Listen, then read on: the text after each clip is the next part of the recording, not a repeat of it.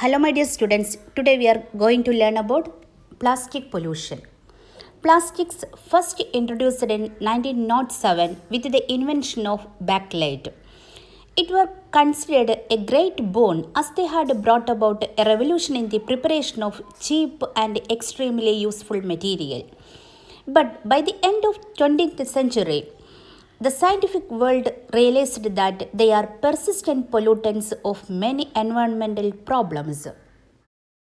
Then, what do you mean by plastic?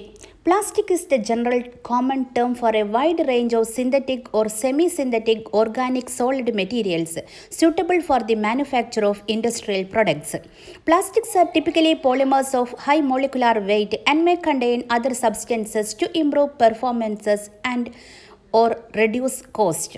Plastic is one of the few new chemical material which pose environmental problem. Example for plastics are polythene, polyvinyl chloride, polystyrene. That is, plastic is a polymeric material that can be easily shaped or molded. Polymers are a large group of monomers linked together by a chemical process called polymerization. Plastic contains hydrocarbons and other elements such as oxygen, nitrogen, carbon, hydrogen, sulfur, and chlorine. Then, what do you mean by plastic pollution? Plastic pollution is the accumulation of plastic objects and particles in the Earth's environment that adversely affect wildlife habitat, and humans. We know several types of plastic products, for example, plastic bags, plastic coatings, plastic furniture, plastic sheets, plastic fittings, plastic tanks, plastic toys, plastic buckets, plastic sanitary ware, plastic stationery, etc. Then, what are the adverse effects of plastic pollution? We know most of the used plastic materials end up on landfill sites where they contaminate the soil. Most synthetic plastics are persistent pollutants because they are quite resistant to the environmental degradation process. Plastics, when dumped into the soil, stay there for hundreds of years without degradation and prevent the essential seepage of rainwater into the soil and thereby affect the groundwater and underground water levels. The major chemicals that go into the making of plastics are highly toxic and pose a serious threat to all living beings on the earth. The toxic substance emitted in the atmosphere during the production of plastics, for example, ethylene oxide, benzene, xylene, etc., can cause an array of diseases ranging from birth defect to cancer, damage to the nervous system as well as to the immune system, and also adversely affect the blood and the kidneys. Plastic resists any kind of attempt at disposal, be it through recycling, burning, or landfilling. Recycling of plastic is uneconomical because the product is of much lower quality and thereby necessitates the production of more new plastic to make the original product.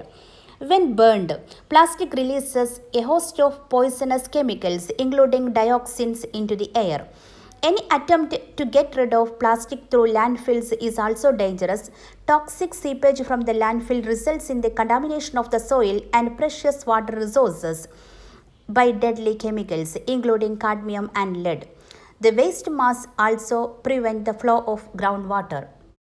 Plastic waste is often mistaken for food by land and marine animals, thereby endangering their life. Plastic clogs their intestine and leads to slow starvation. Plastic waste causes the clogging of drainage system. Choked drains provide excellent breeding grounds for mosquitoes. Besides, they cause flooding of low-lying areas during the monsoon. We have seen that plastics everywhere in beaches and oceans. Garbage has been discarded into the oceans for as long as humans have sailed the seven seas or lived on seashores or near waterways flowing into the sea. Since the 1940s, the plastic use has increased dramatically, resulting in a huge quantity of nearly indestructible, lightweight material floating in the oceans and eventually deposited on beaches worldwide. Also, we have seen that plastic bags litter the landscape. Once they are used, most plastic bags go into landfill or rubbish tips. Each year, more and more plastic bags are ending up littering the environment. Once they become litter, plastic bags find their way into our waterways, parks, beaches, and streets. And if they are burned, they infuse the air with toxic fumes. About 1 lakh animals such as dolphins, turtle, whale, penguins are killed every year due to plastic bags. Many animals ingest plastic bags, mistaking them for food and therefore die. And worse, the ingested plastic bags remains intact even after the death and decomposition of the animal. Thus, it lays around in the landscape where another victim may ingest it. Then, what are the control methods for the plastic pollution? It includes an alternative to plastic utensil should be used. Avoid using disposable plastic water bottles and use reusable water bottles.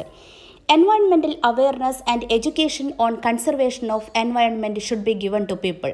Usage of natural packaging material like banyan leaf, bamboo utensils, etc. should be encouraged in hotels and restaurants.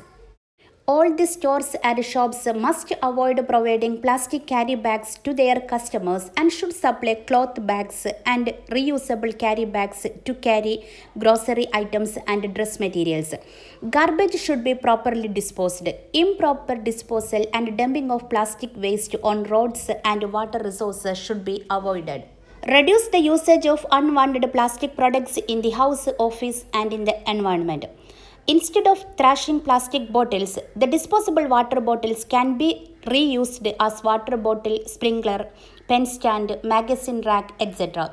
Recycling of plastic products should be strictly followed. That is, the motto to control plastic pollution is reduce, reuse, and recycle. Please say no to plastic products. Today we have learned about plastic pollution, sources, adverse effects, and control measures. Thank you.